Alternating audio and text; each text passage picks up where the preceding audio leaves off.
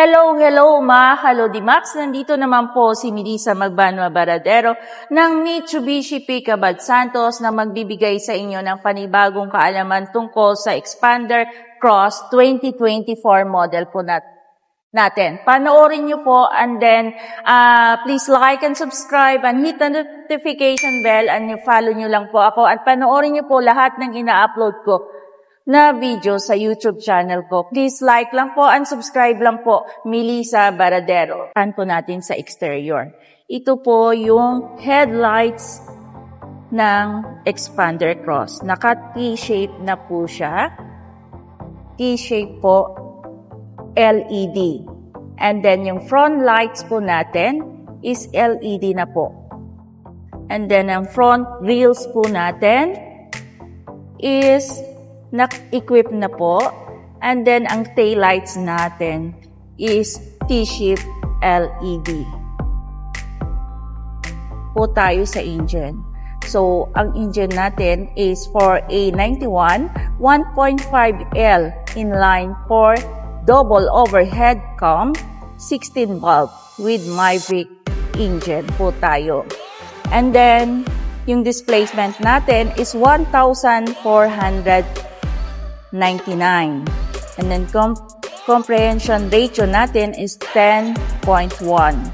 Ang maximum power natin is 104.5 PS to 6,000 PM. Ang maximum torque natin is 141 N and 4,000 RPM. Type ng transmission natin is 4-speed automatic. And then, drivetrain natin is 2-wheel front-wheel drive. Ang brakes natin is front disc. Rear natin is drum.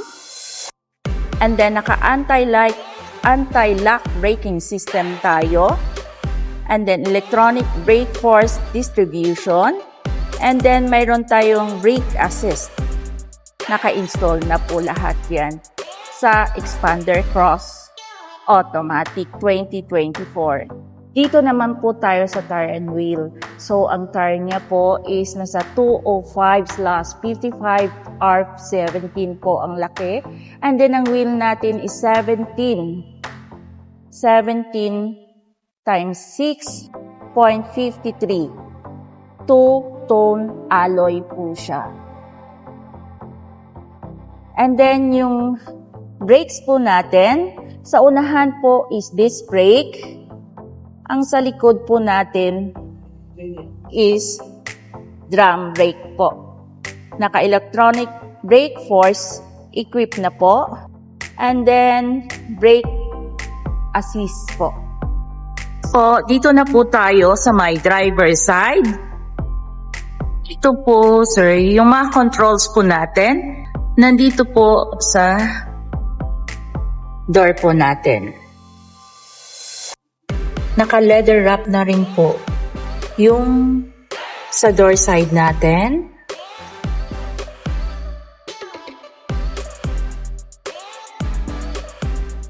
Ito po yung door sides natin sa driver side. Ito naman po yung steering wheel natin. Electric na po yung steering wheel natin. So, power steering na po siya. Power steering na po yung 4-spoke leather wrap po yung steering wheel natin. 4-spoke po. Multi-information display control. Meron na rin po tayo. And then, mayroon din po tayong cross control. Naka-equip na rin po sa Expander Cross Automatic. Natitilt na rin po yung steering wheel natin. Ito po, pwede po nating i-adjust. And then, telescopic adjustment na po siya. Ito po yung steering wheel natin sa Expander Cross Automatic. Expander Cross natin May post start button po tayo. Engine start push button po. Ito po. And then, parking brake. Ito po. With auto hold po. 8 inches po na full HD digital LCD. Naka-install na rin po.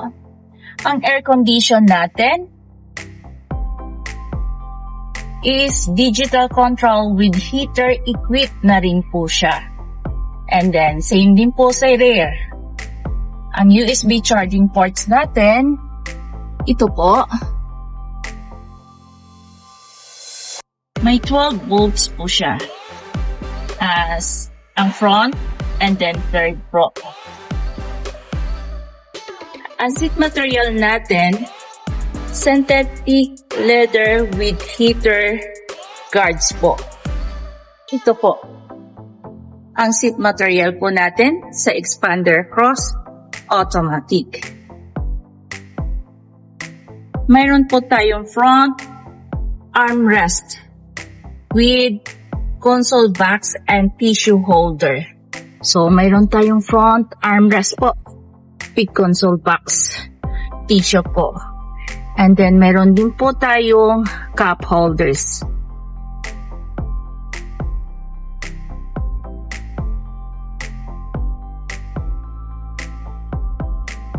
Mayroon din po tayong sa second row po, mayroon po tayong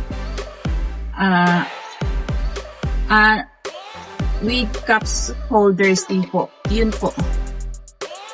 Po sa driver side seats po sa first row. Mayroon po tayong under tray. Yung for example po, kapag basa po yung mga sapatos natin, pwede natin ilagay dyan. Or yung mga docks po natin, pwede po. Or yung mga ibang gamit po, may naka-equip na po siya ng underneath na tray po. May glove box din po tayo. Malapad po ang glove box natin. Pwede po paglagyan ng mga dokumento natin or warranty booklet. Diyan din. Pwede natin ilagay dyan po. Ito po yung loob, ang first row natin ng Expander Cross Automatic.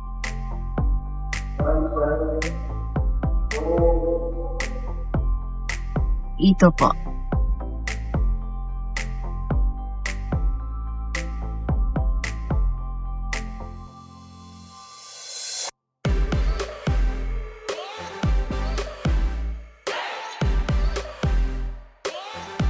Po yung third row natin ng Expander Cross.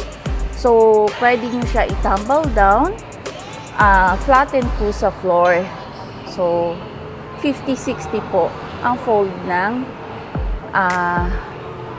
upuan po natin sa third row. And then, ito naman po sa second row, pwede po natin, pagpasok po natin, dito po tayo dadaan. So, mas malapad po. Mas mataas po yung legroom. Mas malapad po ang legroom natin po ng Expander Cross 2024. Ang dimension po ng Expander Cross natin over all length natin is 4,595 mm po. And then, ang overall width natin is 1,790. Overall height po natin is 1,750 mm po. Ang wheelbase po natin is 2.775. Minimum ground clearance natin is 225 mm po. Ang Expander Cross, may vehicle weight po siya na 1,840 kilograms po. And then ang core weight natin is 1,275. And then, yung fuel tank capacity natin fuel tank capacity is 45 liters po. Expander cross natin, ang suspension niya po. Yung front, natin is MacPherson struts with coil spring. And then, ang rear po natin is torsion beam. Ito po yung likod ng expander cross natin. So, may spoiler na po siya with third brake lights po. Yan po ang third brake lights po natin. And then, may pin antenna po tayo sa expander cross automatic. And then, L lights po, LED po, yung lights natin sa likod. And then, reflectorize lang po ito, yung sa likod natin. Ito po yung bumper side niya po, yung sa expander cross automatic.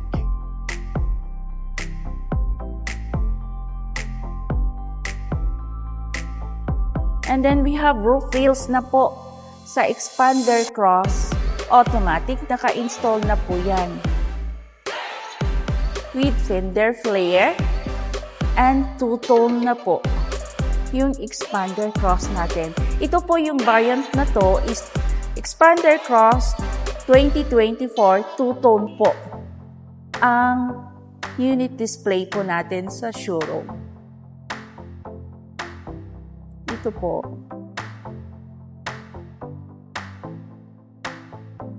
Ang expander cross automatic po.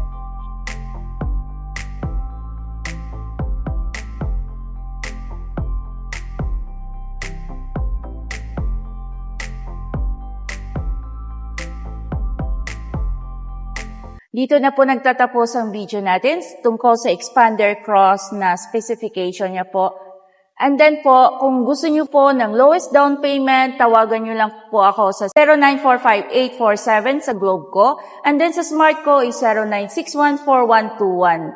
Please like and subscribe lang po and comment lang po kayo below kung may mga inquiries po kayo na kailangan po. So, kung gusto niyo low down payment po, ibibigay ko po sa inyo and then more freebies po.